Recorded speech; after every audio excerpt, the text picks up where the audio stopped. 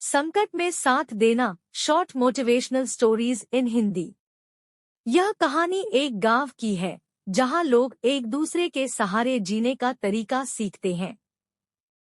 एक गांव था जहां लोगों के बीच में अनूठा एक बंधन था। यहाँ के लोग एक दूसरे के साथ मेहनत करते, सहायता करते और एक दूसरे के साथ खुशियों और दुखों को बांटते थे। इस गांव की कहानी बहुत ही अनोखी थी।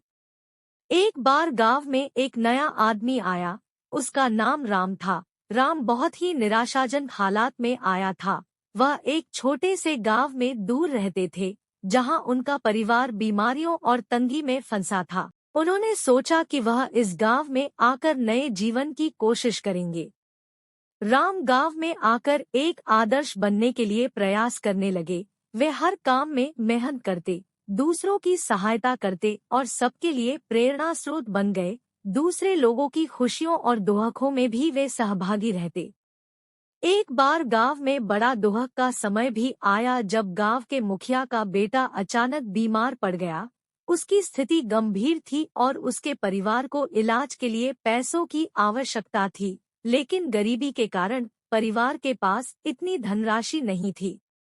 जब राम ने इसे सुना, उन्होंने तत्परता से अपनी सभी बचत की राशि का उपयोग करके परिवार की मदद की। वे नहीं चाहते थे कि इस दुखी परिवार को किसी भी हमारी तरह जूझना पड़े। उन्होंने बचत की राशि के साथ साथ दूसरे गांव वालों को भी अपील की और उन्होंने भी उस परिवार की सहायता की।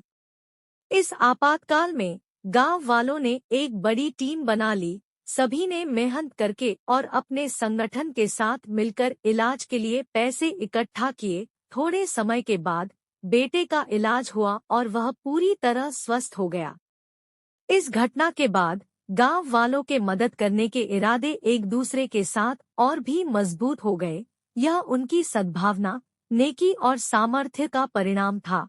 वे सभी ने समझा कि दूसरों की मदद करके ही हमारा असली लक्ष्य पूरा होता है।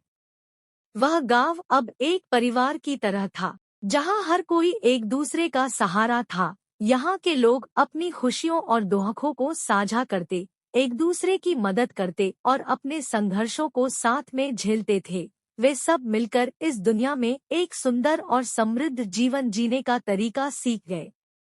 आपको कैसा लगा? कृपया कमेंट में जरूर बताएं और हमारे चैनल को लाइक और सब्सक्राइब जरूर करें।